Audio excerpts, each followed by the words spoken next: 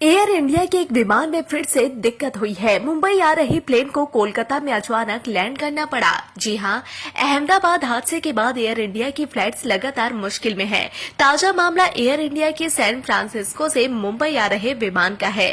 इस विमान के बाय इंजन में गड़बड़ी की बात सामने आई है। इसके बाद कोलकाता एयरपोर्ट पर इस विमान को उतार लिया गया। विमान लैंड होने के बाद सभी यात्रियों को वहीं उतार दिया गया। बताया जाता है कि विमान के इंजन में खराबी के चलते इसने आगे की यात्रा नहीं की। पिछले कुछ दिनों में उड़ान के दौरान लगातार परेशानियों की बात सामने आई है।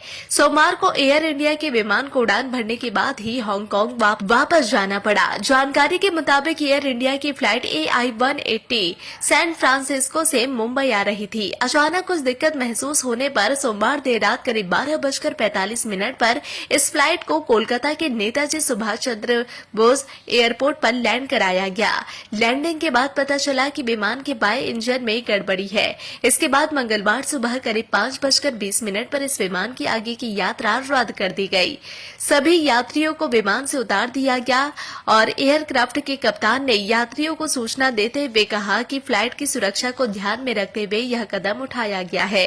एयर इंडिया के एक बोइंग 787 ड्रीमलाइनर विमान के दिल्ली के लिए उड़ान भरने के 1 घंटे के भीतर उसमें तकनीकी समस्या का संदेह होने के बाद सोमवार को उसे हांगकांग लौटना पड़ा। एयरलाइन ने एक बयान में कहा कि उड़ान संख्या AI 315 हांगकांग में सुरक्षित तरीके से उतरी।